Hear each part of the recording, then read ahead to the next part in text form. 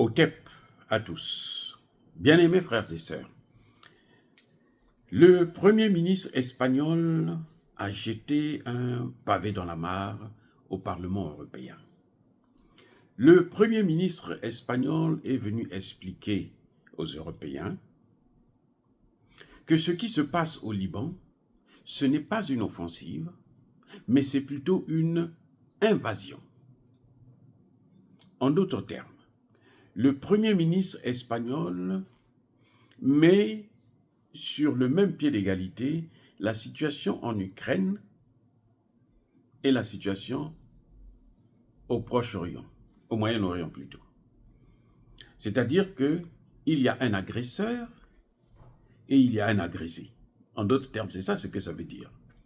Et ici, l'agresseur, ce n'est pas le Liban, ce n'est même pas le Hezbollah, mais l'agresseur, en fait, c'est l'État hébreu. En tout cas, si je comprends bien ce qu'a dit le Premier ministre espagnol, il dit que ce n'est pas une offensive, c'est une incursion, c'est une invasion. Qu'est-ce que ça veut dire? Quelle est la différence?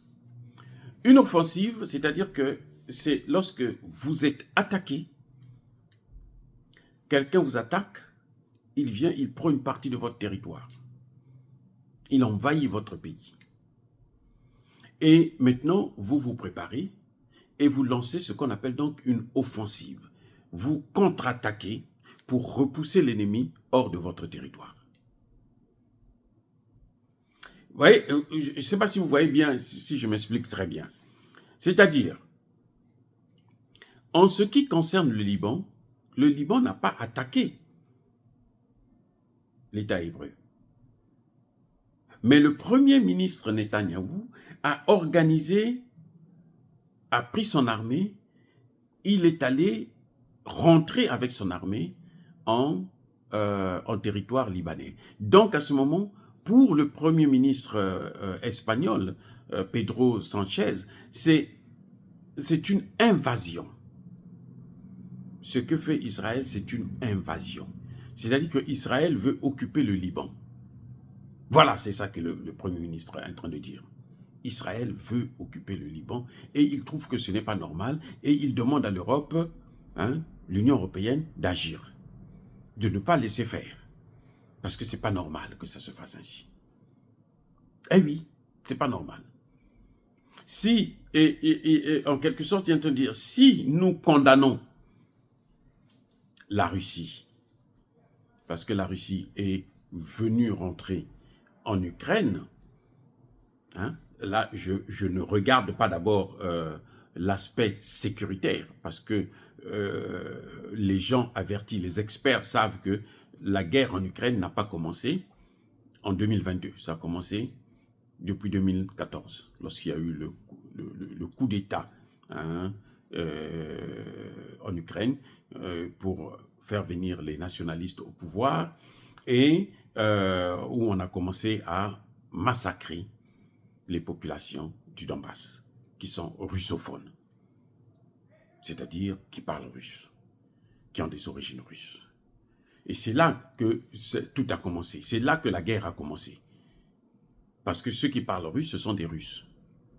Et ces Russes-là, la Russie se dit qu'elle a l'obligation de les protéger. Et la Russie demandait à l'Ukraine de ne pas rentrer dans l'OTAN parce que l'OTAN n'est pas faite pour envahir, pour trop se rapprocher de la Russie. Et il y a eu un cas qui est très célèbre, celui de, comment vous l'appelez, de Kennedy, où l'ex-URSS avait amené ses missiles à Cuba. Kennedy était prêt à déclencher la guerre. C'est le même cas, mais c'est différent du Moyen-Orient. Parce que là, le Liban ne pose pas des problèmes de sécurité particuliers qu'on ne gère pas. C'est vrai qu'il y a toujours des troubles là-bas, il y a même une mission des Nations Unies. Mais je veux dire que ce n'est pas la même chose, parce que la Russie, elle va de sa survie, puisque les États-Unis l'ont manifesté qu'il fallait qu'ils affaiblissent la Russie en le balkanisant, comme ils ont fait avec la Yougoslavie. La Russie a prévenu cette situation, c'est pour ça qu'elle est rentrée donc en Ukraine. Il y a une petite différence, hein, c'est une façon de parler, mais en fait il y a une différence, une grande différence d'ailleurs, entre le conflit en Ukraine et le conflit au Moyen-Orient. Et donc, le président espagnol dit, mais si vous condamnez la Russie, eh bien, il faut condamner aussi l'État hébreu. C'est ça qu'il veut dire. Et il parle là au Parlement européen. Il dit, il faut condamner, parce que ce n'est pas une offensive.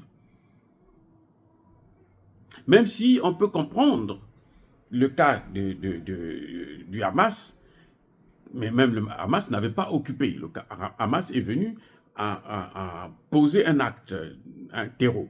Et les autres ont riposté. Mais la riposte a été disproportionnée, tellement grande que ça devient... Ce n'est plus normal, c'est critiqué maintenant. Mais le cas du Liban, c'est carrément une armée qui veut occuper un pays souverain. Donc, ils veulent imiter la Russie, alors que la Russie n'a jamais dit qu'elle va occuper l'Ukraine. Ça n'a jamais été l'ambition du... Même ce qu'on vous dit que la Russie, si elle finit avec l'Ukraine, elle va continuer la guerre, occuper la Roumanie et les pays baltes. C'est faux, archi faux.